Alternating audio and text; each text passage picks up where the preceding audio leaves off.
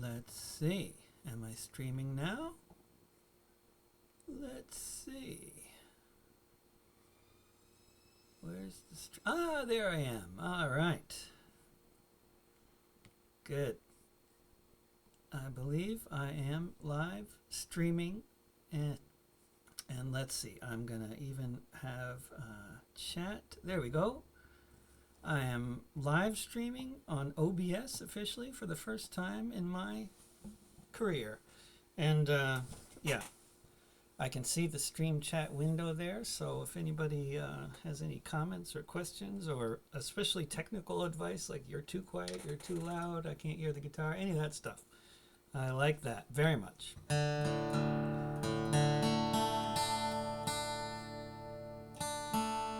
Song requests, any of that stuff. But tomorrow's May Day, so we'll start with something May Day related, and we might just stay on May Day, and we'll see.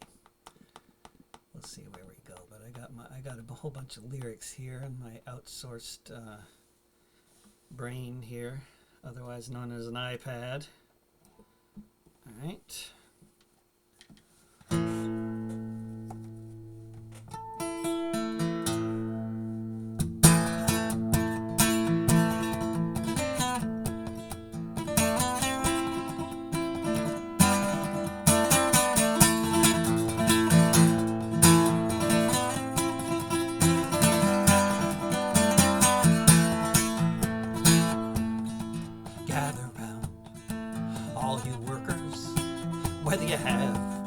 Job or not, you pick the tomatoes, you grow the pot, you stay home, raise the children, you that record the sound, you flip the burgers, all you workers, gather round, all you workers, all of you who pull the shots. Wash the dishes, park the cars in parking lots. You who dig the ditches to put the caskets in the ground. You who clean the bathrooms, all you workers, gather round.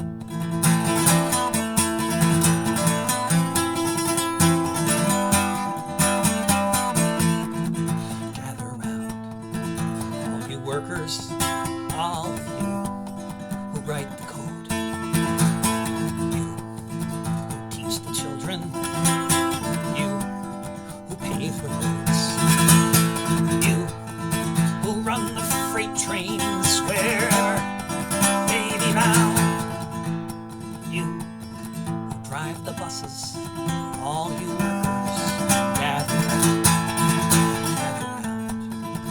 all of you workers, struggle to pay the rent. You work a second job and wonder where all the time went. You there in the sleeping bag, shivering on the ground, in the houses, on the sidewalks, all you workers, gather round.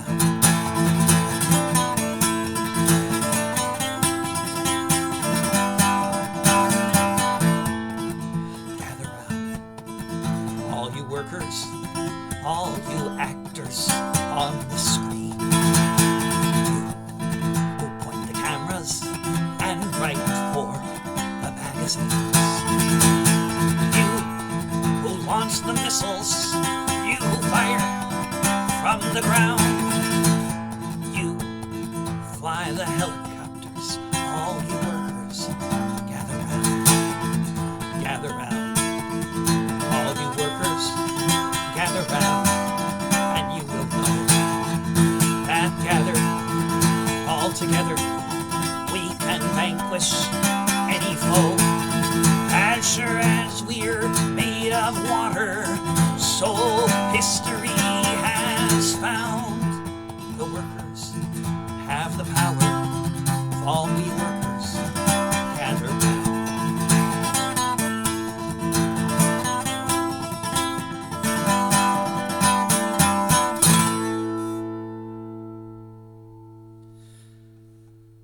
Yes, it's a pleasure to be doing a live stream for the new communityrights.us, and it's a fine idea. Communities having rights. It was sort of, the far right tried to make that a bad idea by twisting around the whole logic with our whole states' rights thing, but in actuality, community rights is really where it's at. Here in Oregon, as one of many different possible examples of this sort of thing, we just decriminalized all drugs with a statewide referendum that never would have passed if it were up to the politicians. One thing that can be done.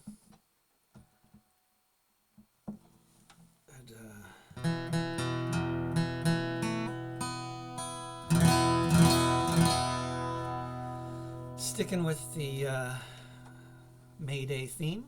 Happy to veer from the May Day theme, but as long as nobody else has any particular requests there on the stream chat on Twitch, I'll just do this song about events leading up to the Palmer raids. More or less a little song about turn of the century.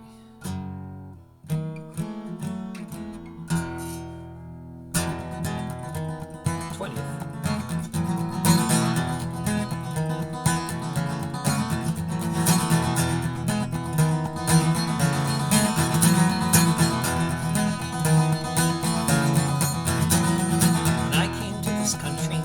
Scotland far behind, evicted from the Highlands, told to go and find a new life in America across the Atlantic Sea, where I joined the millions of other refugees who ended up at Ellis Island as the century began.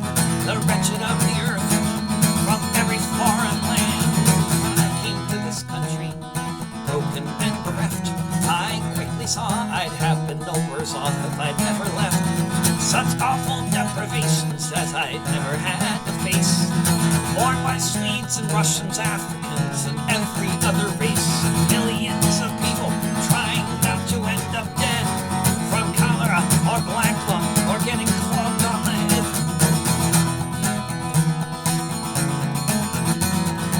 I came to this country to have something on my fork. It was obvious the first thing was to get out of New York. I learned to hop the freight train, some others sniffs, and I caught a westbound rattler to give Oregon a try. Signed up for the logging camps, became a timber beast. If I'd stayed there any longer, I'd have surely been deceased. When I came to this country, I worked the copper mines in Butte. I was a candy dancer in Spokane in a candy dancer suit. I heard the rebel girls speak one night in a railway yard. I joined the union right away, got my first red card, became a hobo organizer for the one big union grand, preaching the wobbly gospel across the starving land.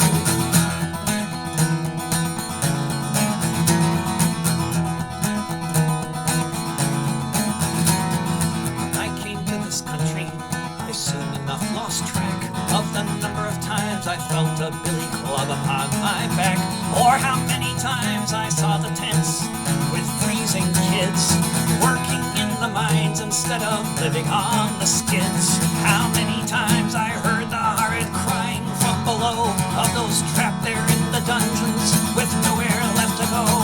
When I came to this country, it was a hopeful time of desperation. The red flags flew all across the nation, but when the war began in Europe, we refused to die and kill. We refused to fight a boss's war, serve the boss's will.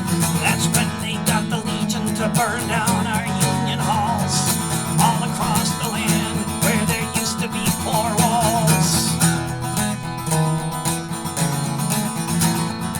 I came to this country, I had no great expectations, but I didn't think I'd end up back here awaiting deportation. On a steamship on the Hudson, I watched the sunset fade, with 20,000 others swept up in the Palmer raids. Counting myself lucky that I'm still alive, remembering the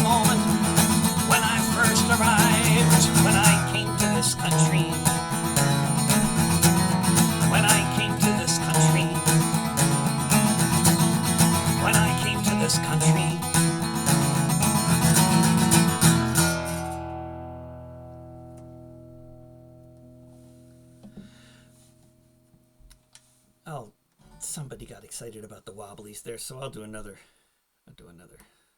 wobbly related song before moving on to other subjects, potentially.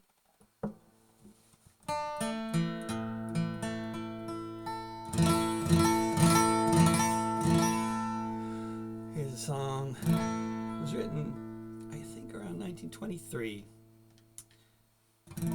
about events that had taken place 8 years earlier. Although I think the author took a little bit of artistic license referring to it as 10 years. I don't know.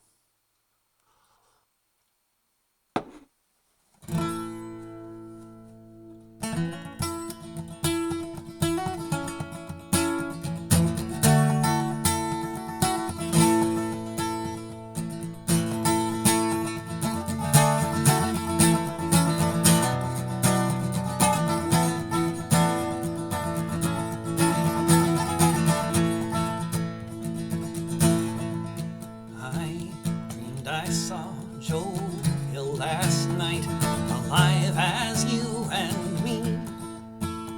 Says I, but Joe, you're 10 years dead. I never died, says he. I never died, says he. The copper bosses killed you, Joe. They shot you, Joe, says I. Takes more than guns to kill man, says Joe. I didn't die, says Joe. I didn't die. Salt Lake Joe, by God, says I. Him standing by my side. But they forgot.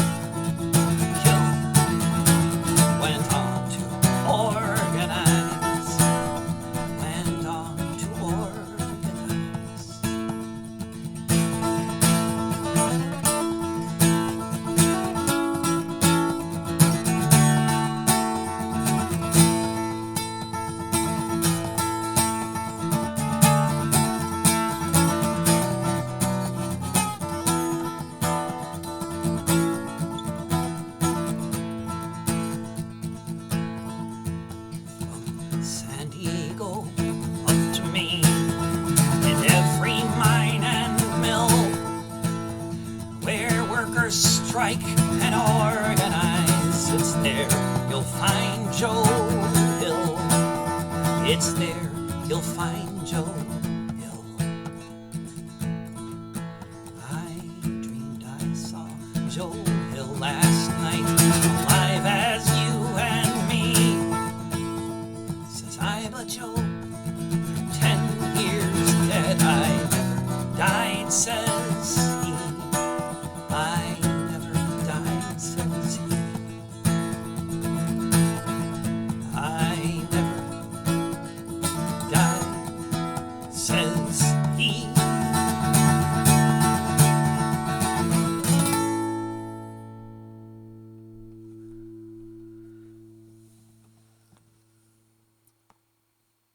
What else? Who's out there watching this? That was some fantastic graphics for this campaign. It's very well organized streaming event.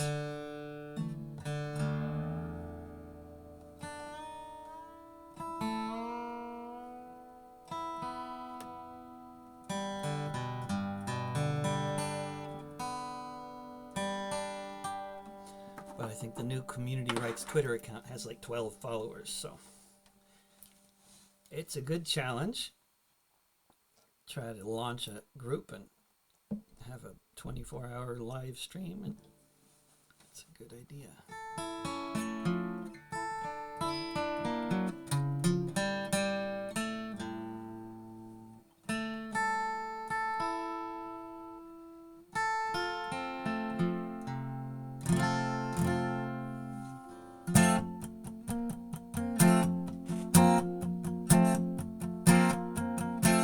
Behind these prison walls,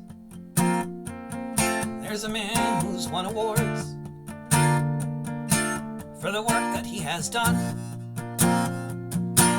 and all that it affords, such as the knowledge of the harvest committed in our name. They can't stop the message, so the messenger gets blamed. Behind these prison walls, in solitary confinement,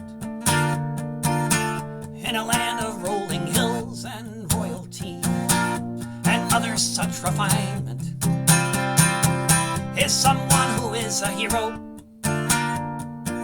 Whistleblowers everywhere who help them tell the world of the crimes of Tony Blair.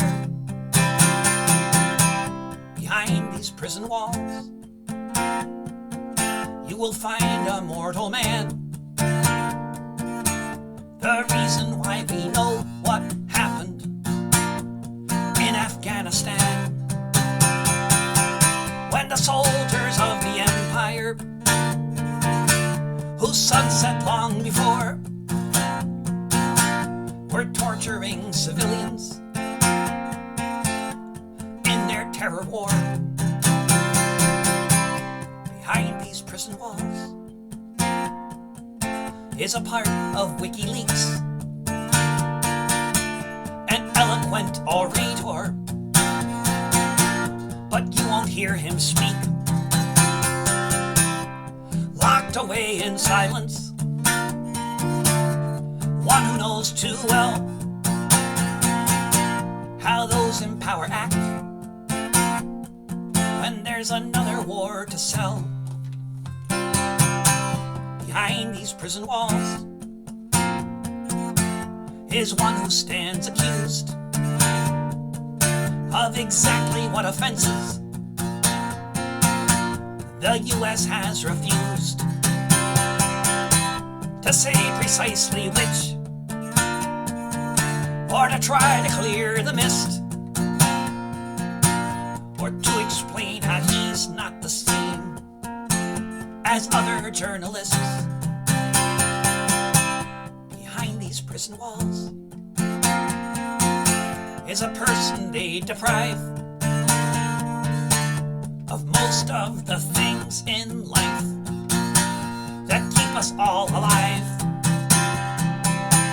A person being tortured as we stand here now, revealing the war crimes. Why, when, where, how?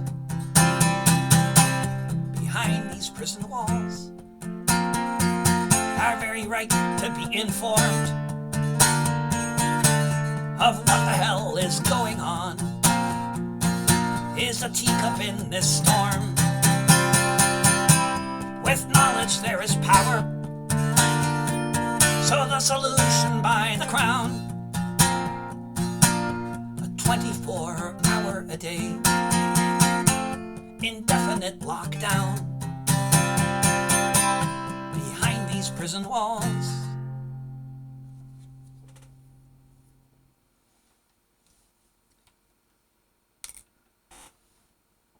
So, the history of May Day. Somebody's wondering about the history of May Day. You're wondering about the history of May Day? Yes, I would be happy to talk about the history of May Day. May Day began with a massacre on May 1st, 1886 in Chicago, when police killed a whole bunch of anarchists and other folks protesting for the 8-hour day. And then on May 2nd in Milwaukee, the police killed more people protesting for the 8-hour day. And there were other massacres around that time as well. And then the union movement in this country and around the world at the time decided that May 1st should be International Workers' Day around the world. And it is now celebrated more around the world, much more around everywhere else than it is here in the United States, because or after the Russian Revolution, sometime around 18 after, you know, it was in 1917, but after that, in 1918 or sometime soon thereafter, I can't remember which year they proclaimed that there was no such thing as International Workers' Day, that May Day was now in September and was now to be called Labor Day, in order to differentiate our workers from the Russian workers. So there's the history of May Day in a nutshell, in a very small nutshell.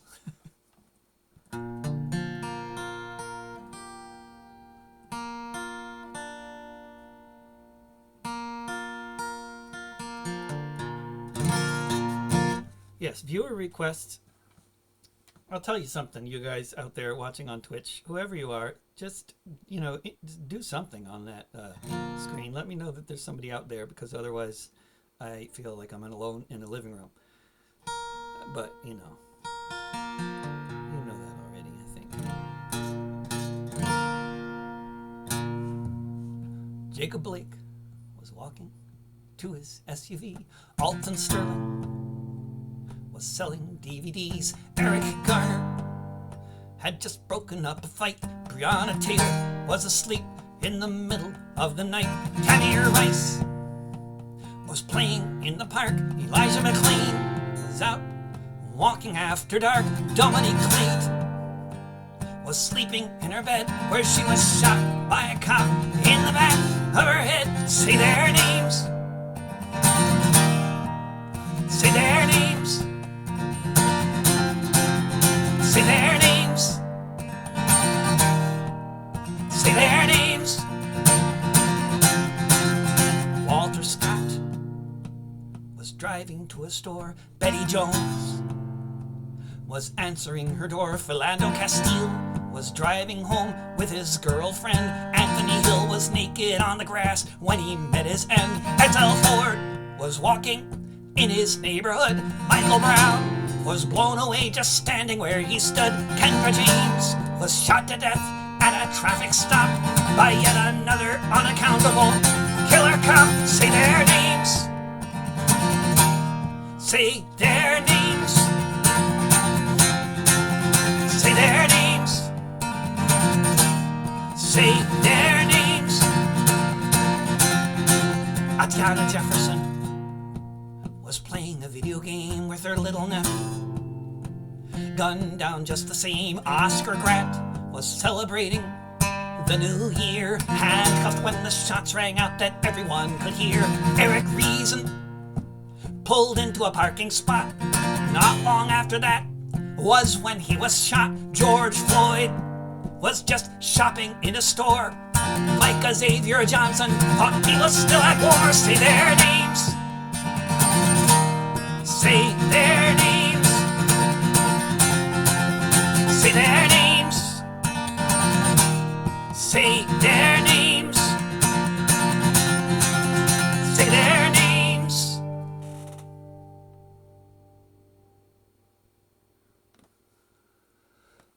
So this is this year is the year that Alvaro Luna Hernandez is up for parole after being in prison in Texas for 25 years. Now coming on 26 years. He's one of the so many cases you've never heard of. Alvaro Luna Hernandez started life with a shorted hand, growing up in Texas on occupied land. His troubles with the law and with the sheriff of Alpine resulted from a racist gang crossing every line of respect for human decency. Vicious thugs in blue who have ruled the hills of Texas since long before 52. In the middle of the 20th, when Alvaro was born, it wasn't long before the first time that he was torn from the streets of Alpine to a windowless cell, when the cops kicked his head till no one could tell if he'd live or die. And somehow he was breathing still when the morning sun was shining on the Texas hills. Alvaro Luna Hernandez grew up to lead the fight against police corruption and for human rights. Falsely accused of murder, incessantly harassed, a young life in constant danger, quickly flying past. So on the day a cop came to his house, pointed his gun, Alvaro knocked it out of the officer's hands, and he did run. Alvaro Luna Hernandez hid out underground after the biggest manhunt in West Texas. They fired many rounds. He managed to surrender without being shot, and that was the last breath out of prison that he ever got. The trial was a sham. He was given 50 years, sentenced by the machine till he ground up in the gears. Since 1996, a quarter century ago, in solitary confinement, they've kept Alvaro. He's now lived to be an old man, and whether he ever leaves, justice in the USA exists only for the thieves who came and stole this country, declared it to be theirs. Overseers in power, Chicanos in the crosshairs. Alvaro Luna Hernandez started life with a shorted hand, growing up in Texas on occupied land.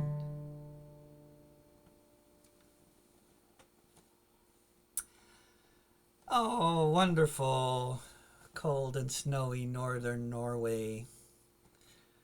Well, now, I know you didn't say anything, but now I have to do this song about your beautiful partner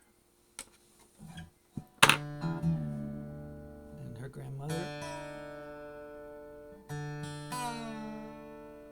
who was liberated from fascism on May 1st,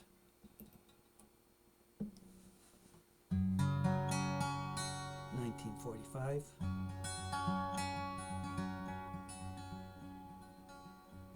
by the Red Army.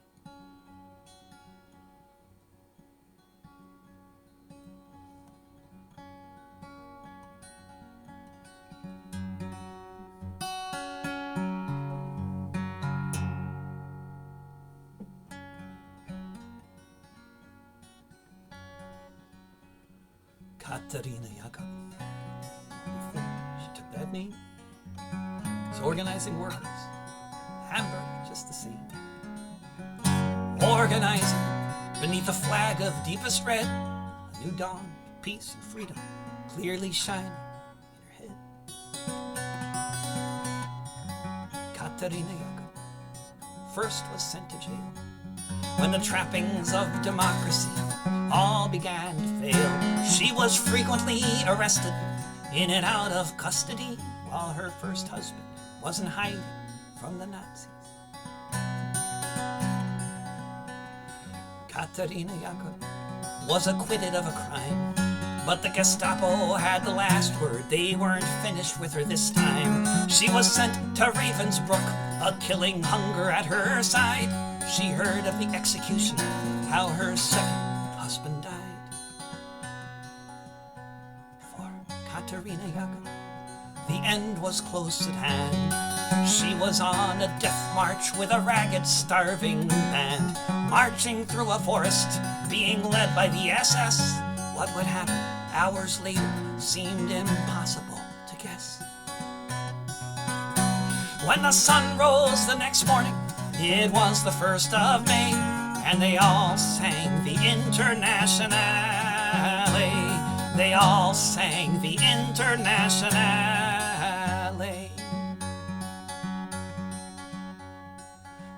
Katerina Jakob thought about her children and the friends and comrades taking care of them, not knowing yet if any of them survived, not knowing that soon she'd see her daughters both alive. Katerina Jakob watched the German soldiers fleeing, streaming from the east, that's what she was seeing. Allied bombers flew above them, she thought they all might die, and then soon there was the silence of all the SS men. When the sun rose the next morning, it was the 1st of May, and they all sang the Internationale. They all sang the Internationale. Katerina Jakob saw red flags flapping in the breeze above the Russian tanks, and she fell upon her knees. And so many different voices in so many different tongues sang the most beautiful song that could ever have been sung. In German, Lithuanian, in Polish, and in Dutch, a myriad of melodies as never had been such. In Russian and in Yiddish, Italian and French, emerged from the forest beneath the trench. When the sun rose the next morning, it was the 1st of May, and they all sang the Internationale. When the sun rose the next morning, it was the 1st of May, and they all sang the Internationale. They all sang the Internationale. Völker, die Signale auf zum letzten Gefecht. Die Internationale erkämpft das Menschenrecht. Völker, die Signale auf zum letzten Gefecht. Die Internationale erkämpft das Menschenrecht.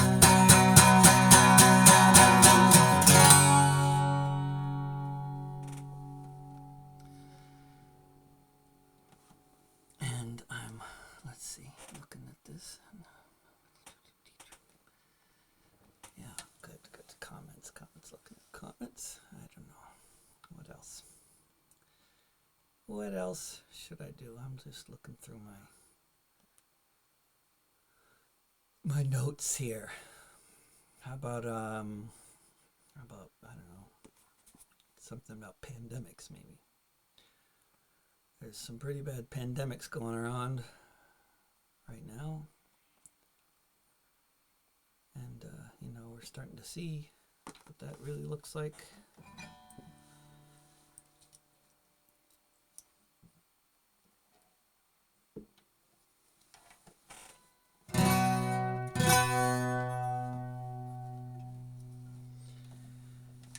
If you want to do an exercise, all you people out there from wherever you are in the world, try this. Look up your family history if you can, if that's possible, if you're rich enough to have a family history to look up, or have enough of a criminal record or whatever it is that gives you the opportunity to look up your family history. Look it up and see who died in 1918.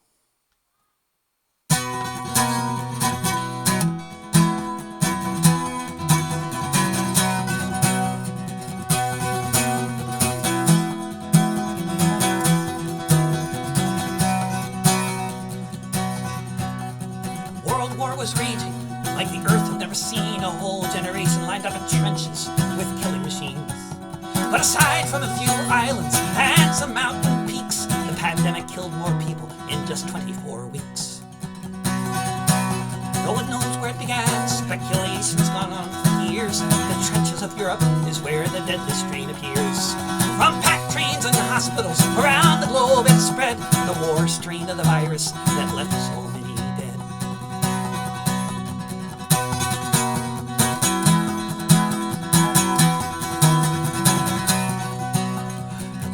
Was unequal, but barely anywhere was left untouched, though the greatest share of dying was reserved for the poorest colonies of the empires and their wars that created with this disease.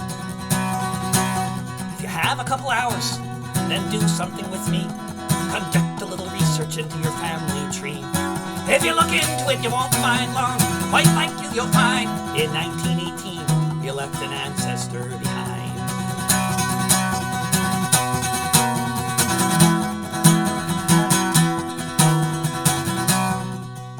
The pandemic knew no borders. It went from the front lines, which had increased its deadliness as if by design. It circled the whole planet. So many people died, they dug mass graves everywhere. Put your relatives inside. A world war was raging like the earth had never seen. A whole generation lined up in trenches with killing machines. But aside from a few islands and some mountain peaks, the pandemic killed more people in just 24 weeks.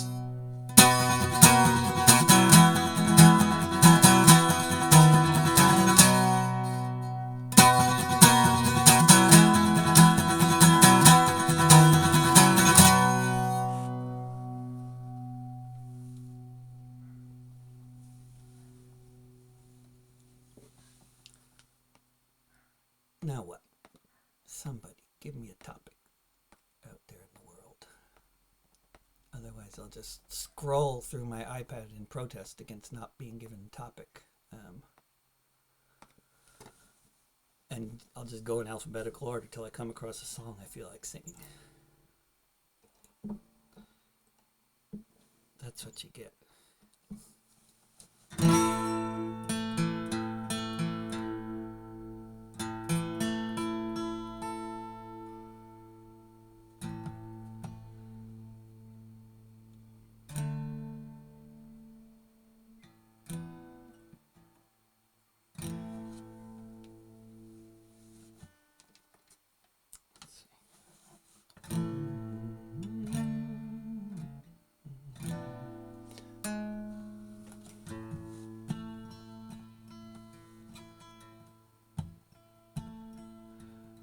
I could live to see the day, say 80 years from now. I could live to be an old man. I sure hope I'd be hearing how today's the beginning of an historic victory. I didn't come in vain to the speech in Normandy. I wonder, will this be the day when the tide began to turn, when our leaders all around the world all began to learn that hatred, fear, nationalism won't bring us liberty? I think all that from this speech in Normandy.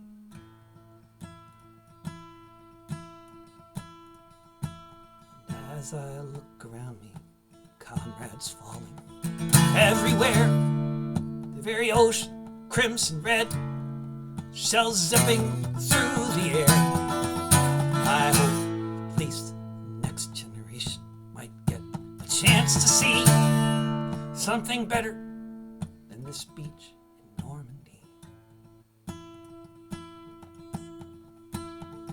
Yes, if I weren't full of bullet holes, about to breathe my last, propellers roaring above me as the planes are flying past, I might not be so worried about the future of humanity if I weren't bleeding here on this beach in Normandy.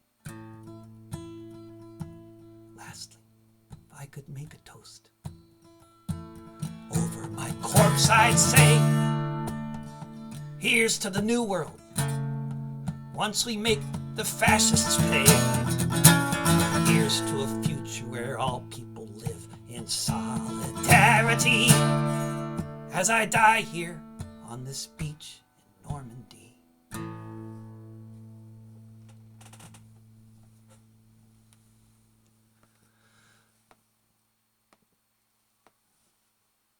I could do something like, uplifting even if you want, but I don't know. What do I feel like doing here? Oh, here we go. We'll do this one. I'm spending a lot of time outdoors these days. We don't have the right to housing in this country. Community rights. Not sure what it even means without housing. Most basic, fundamental. This is a song I wrote before the pandemic ever hit.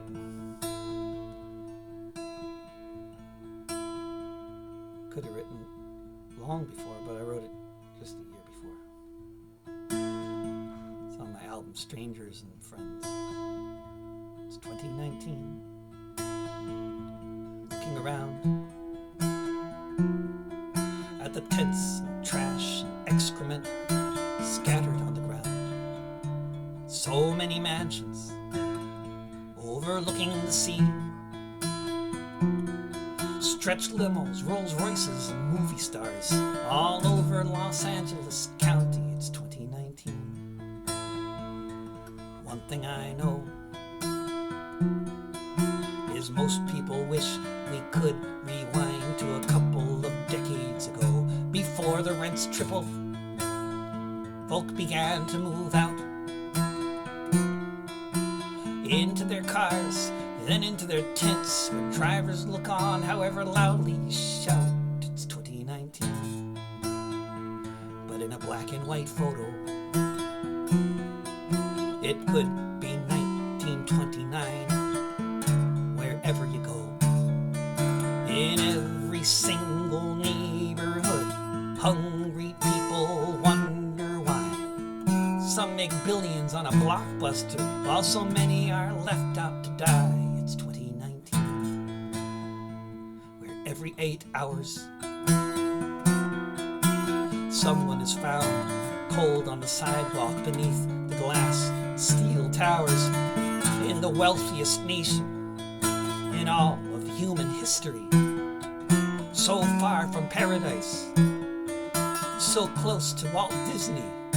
It's 2019. There's no Dust Bowl, just real estate speculators and all the lives they stole.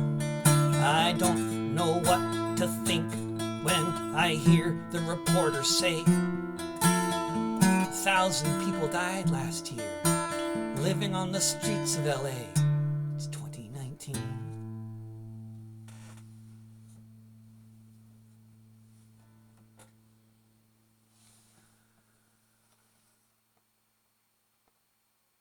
And it's true. Oh, we'll do this one. Haven't done this in a while. I've been writing songs with a wonderful folk punk musician from Olympia named Jane Reynolds, Virtual Bird. But I can't sing those songs because Jane she's doing all the music. I'm just writing the lyrics, so I can only do songs I wrote months ago. Here's one I wrote years ago. That was after the rent only doubled. I think I wrote this song. Now it's like 240% higher than it was then. But we don't have any rights to affordable housing or housing generally. That's got to change. I wrote this for my landlord, the Randall Group.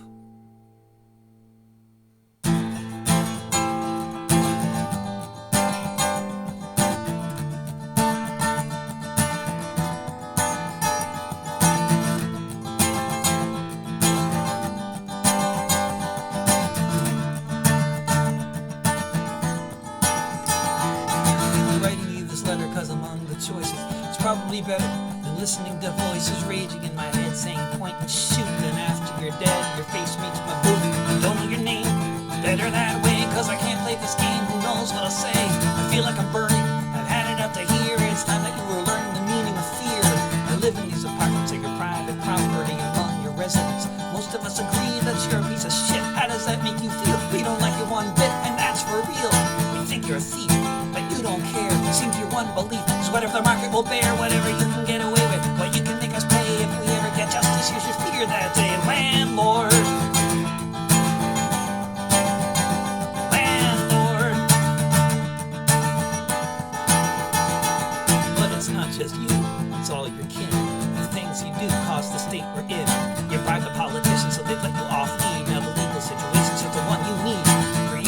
millions, for profits to be high, but even billions won't be with you when you die. I hope you find the death you seek, meet the devil that you serve. If you live another week, that's more life than you deserve. Landlord.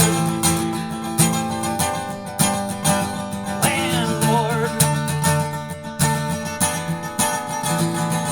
In the class war you're waging, there's no question who is winning. But if there's any justice, this is only the beginning. The next act in the play will be written by the tenants, and until your dying day, you'll be paying penance. Your assets will be seized, that's a fucking given. You profiteers of misery, start spending time in prison. Then you can get a job, figure out what you do best. You can keep the house you live in, but we're taking all the rest. Landlord. Landlord. Landlord. Landlord. Yo, landlord.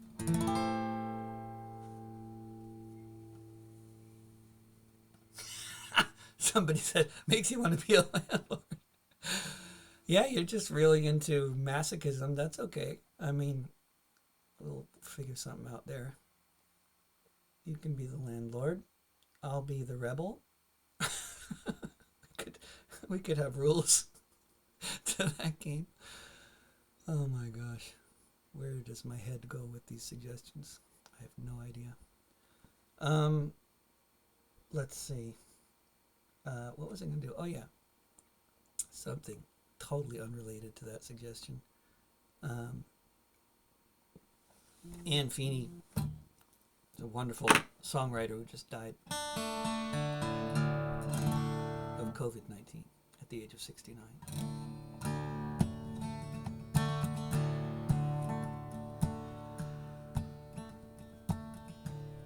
Anything on economics? Yes, I do. Let's see, something about economics, ending the song, the whole thing. But now, how come everybody's coming up with these song suggestions in the last 9 minutes? What the heck? Where have you been? I could have fashioned a whole set around those suggestions. Now it's a little late.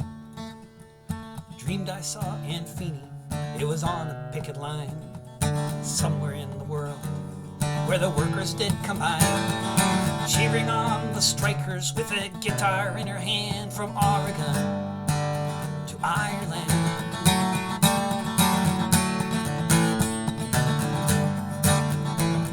I dreamed I saw Anne Feeney amid the foggy glow of the flashbang grenades outside the WTO, singing songs against the war at a military fort or making arguments in court.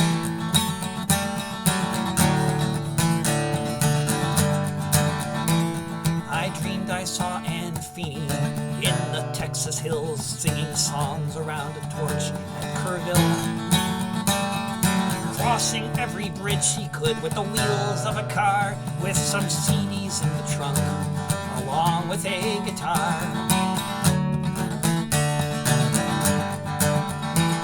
I dreamed I saw Anne Feeney. I dreamed she never fell. She was in Baja with her grandkids doing swell, sharing free advice on how to find the cheapest flight so you can be throwing Swedish snowballs beneath the northern lights.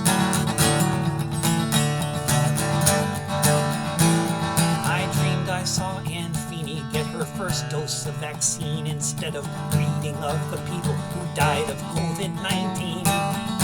In the New York Times, nice things that they said, but I so much wish we could have and still here instead.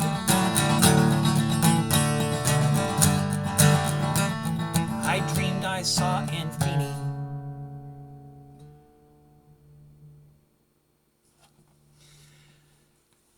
So, you take, okay, economics though. I can do economics. I think I got time for economics and the environment. In fact, in the time I got left, I'm just, for those who are not looking, I'm just responding to the Twitch comments. And let's see.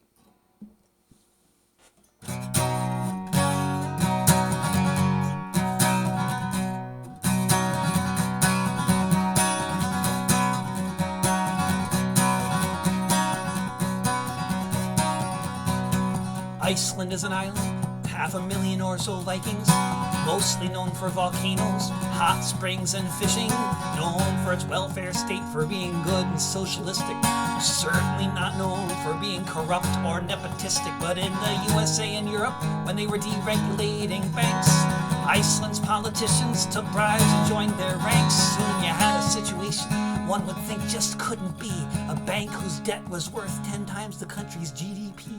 When Wall Street imploded, sure enough it spread. Banks all over the world were floating in the red. All over the world, governments made the plan to cut spending and raise taxes on the working woman and working man. The banks were bailed out while the people had to pay. But in Iceland, people thought there must be a better way. And the earth stood still a moment. Fear was struck at every trough when Iceland told the bankers, Iceland told the bankers, Iceland told the bankers to fuck off. It's a sing-along. Folks were in the streets in Reykjavik and just couldn't be ignored. They said this is a debt we Icelanders can't afford. Let's guarantee deposits of all our people, yes indeed. But as for all the speculators motivated by their greed to make really dumb investments, to them Iceland said good luck. Sorry for your losses, but we don't really give a fuck. The 1% all trembled when they took away the trough. When Iceland told the bankers, Iceland told the bankers, Iceland told the bankers to fuck off. The UK called them terrorists, said we cannot let this stand. Who do these peacenik blondes think they are in Iceland? They threatened isolation and economy in flames. But the Icelanders said sorry, but the banks can settle their own claims, though that might be harder for them now that they're under house arrest. Or else they fled the country as they were most unwelcome guests. And now Reykjavik's recovery just makes the fat cats cough. Since Iceland told the bankers, Iceland told the bankers, Iceland told the bankers to fuck off. If you haven't heard of this example, perhaps there's a reason why. The owners of the world don't want this kind of shit to fly. They say we all must pay up in this shakedown by the mob if we can't afford to pay the rent cause we don't have a job. They say it's not their problem if we're forever shackled by their debt. We must save the 1% from the fate they should have met. But there is an alternative, though it makes the fat cats scoff. That Iceland told the bankers, Iceland told the bankers, Iceland told the bankers to fuck off. That Iceland told the bankers, Iceland told the bankers, Iceland told the bankers to fuck off.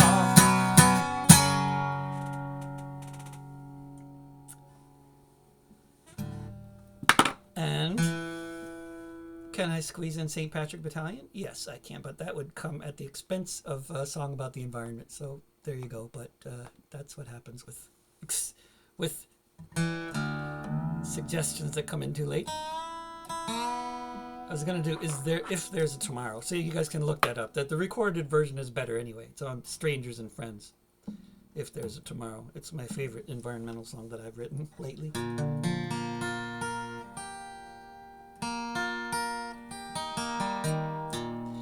Well, I'm very happy to do this for you, drunk wizard.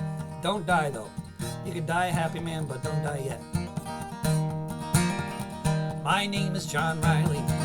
I'll have your ear only a while. I left my dear home in Ireland. It was death, starvation, or exile. When I got to America, it was my duty to go. Enter the army and slog across Texas to join in the war against Mexico. It was there in the pueblos and hillsides that I saw the mistake I had made. Part of a conquering army with the morals of the bayonet blade. So in the midst of those poor dying Catholics, screaming children, the burning stench of it all, myself and 200 Irishmen decided to rise to the call. From Dublin City to San Diego, we witnessed freedom denied. So we formed the St. Patrick Battalion and we fought on the Mexican side. We formed the St. Patrick Battalion and we fought on the Mexican side. We marched neath the green flag of St. Patrick emblazoned with Erin Gobra, right with the harp and the shamrock and Libertad para la Republica. Just 50 years after Wolf Tone, 5,000 miles away, the Yanks called us a legion of strangers, and they can talk as they may. But from Dublin City to San Diego, we witnessed freedom denied. So we formed the St. Patrick Battalion, and we fought on the Mexican side. We formed the St. Patrick Battalion, and we fought on the Mexican side. We fought them in 5 major battles.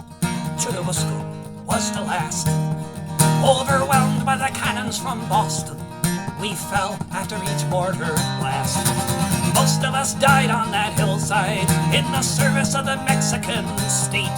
So far from our occupied homeland, we were heroes and victims of fate. From Dublin City to San Diego, we witnessed freedom denied. So we formed the St. Patrick Battalion, and we fought on the Mexican side.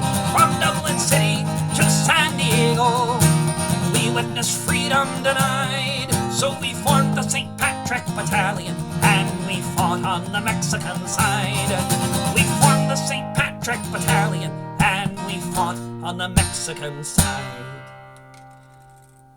It is the top of the hour, so I will be signing off. Thank you very much, everybody. We will just see you around. I see you're ready just for the next guest, and thank you, everybody, and I'll see you somewhere. Bye for now.